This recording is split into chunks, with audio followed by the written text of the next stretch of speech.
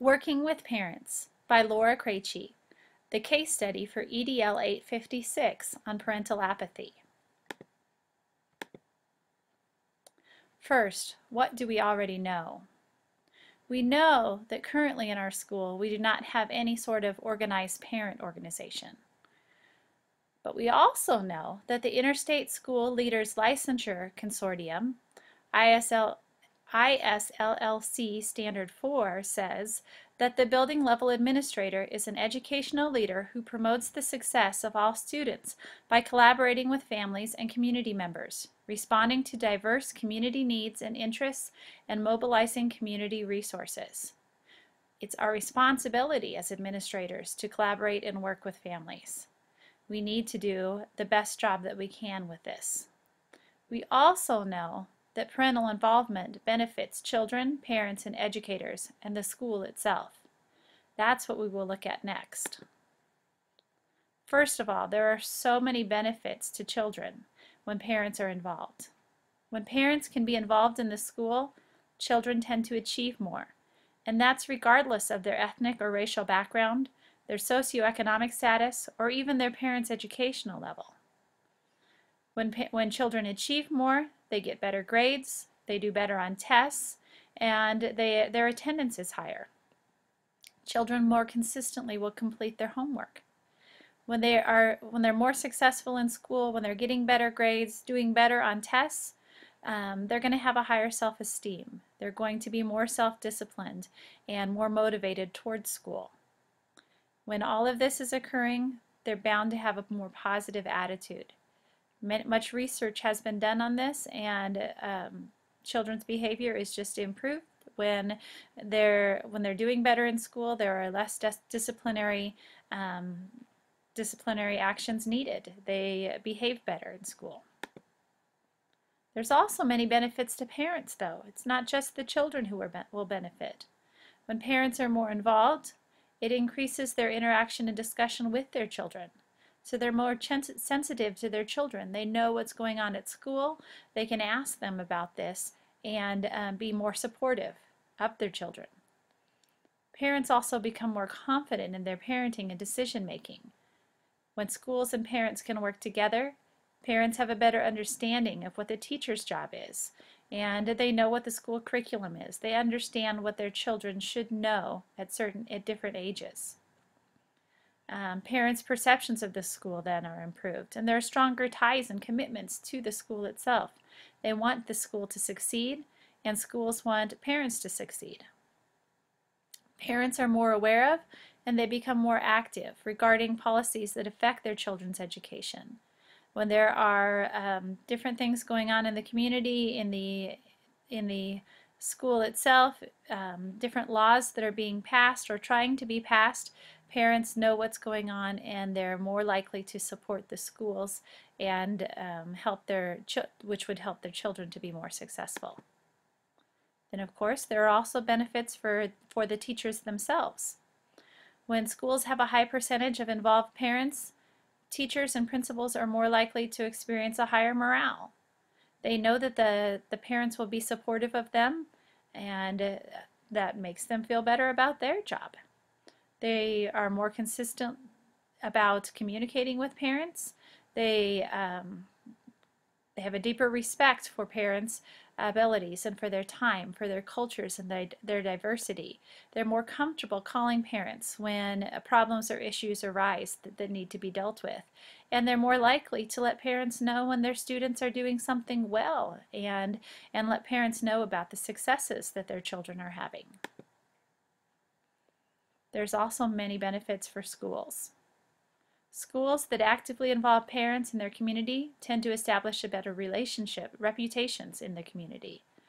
Schools also experience better community support.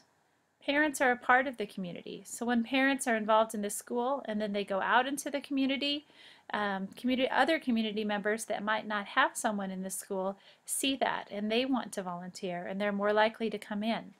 When community members come into the school, they bring in gifts and talents that the school might not otherwise have been aware of, and they're able to use these gifts and talents to do what's best for students.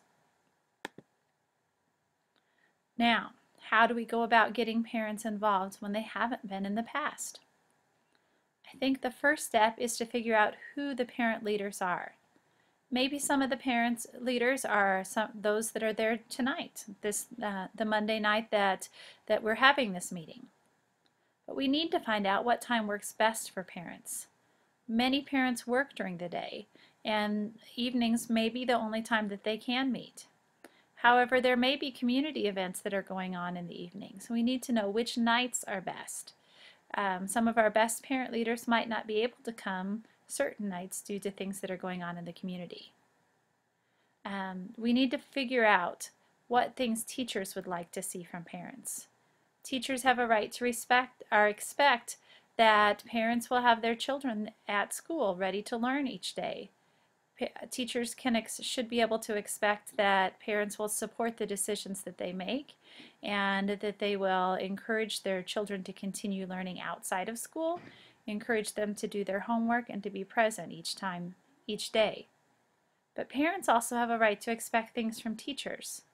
Parents should be able to expect that teachers will notify them when there are problems, that parents should have a right to expect that teachers want what's best for their children and that they will help them to achieve those goals. Parents should have a right to expect certain things from the school, that the school will notify them when there are events and things going on, and that they will ask for their expertise and their knowledge about their children. We need to find out what parents do have to offer and ask them to help with these things. Once we find that out, where do we go? We've not had much parental involvement in the past, but we know that there are many benefits if we can get parents involved. We need to know how to get more parents involved, and I think the next step is to form that parent advisory group, maybe starting with the people that are there the Monday night that we're meeting. We need to make a plan with those that are present. We need to share some of the benefits for children and educators, parents, and the schools. We need to share this information with the parents who are at the meeting. We need to ask these parents if they would be willing to be on an advisory group. We need to find out from them the answers to some of the questions that we don't know. For example, what nights would be best to meet? What are some expertise of other parents that we might not know about? Who they think the parent leaders are, and how we could get some parents involved. We need to encourage these parents to invite others to come, and we need to have a long-term goal to form some sort of a parent-teacher organization or parent-teacher association to help with school needs as they arise in the future. Then there are steps we need to take for success. We need to ask these parents why they came tonight, first of all. Some of these parents may have come because they had particular concerns already. If they do, we need to find out what these concerns are and take steps to address them. We need to make a list of the expectations, things that parents and schools can expect from each other, so that we can share these expectations with each other. People are more likely to do what's expected of them if they know what's expected of them. But the only way to know what's expected of one another is to create that list and to share it with each other. We need to pick a time that works for parents, and we need to find someone, hopefully a parent, who's willing to print some flyers, maybe send some emails, or even make some personal phone calls to invite other parents. People are more willing to get involved when they have a personal invitation, and often more willing to get involved when that personal invitation comes from someone that they know. And finally, we need to set up a next meeting. The only way to get something started is to take that first step and set up times. We all want what's best for students. Families, children, schools, we want what's best for the students. When schools, families, and community groups work together to support learning, first of all, children tend to do better in school. Secondly, children tend to stay in school longer, even going on to receive higher education and post-secondary degrees. Students also tend to like school more.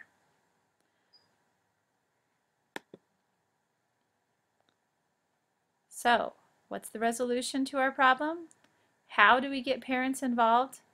How involved parents get depends largely on the school and what the school does. When schools engage families in ways that improve learning and support parental involvement at home and school, students make greater gains.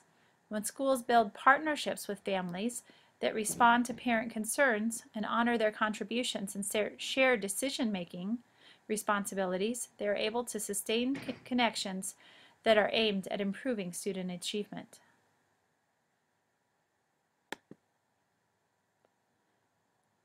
The biggest thing I felt in completing this project is hope. I truly believe that parents love their children in a way that no one else can. No one loves a child more than their parents do. Parents want what's best for their children. I know that if I can help parents to see the value of their involvement in school, we won't need to beg them to come and volunteer. They will be there to help in any way that they can. That doesn't mean that it will be easy. There are possible roadblocks, difficulties that we will encounter. First of all, this is something that is new to this school. And anytime something is new, it can be challenging. Secondly, parents are very busy, probably the busiest people that I know. Parents have children in all different age groups that are involved in many different things, and parents want to be there for their children. And that means that their time is very limited.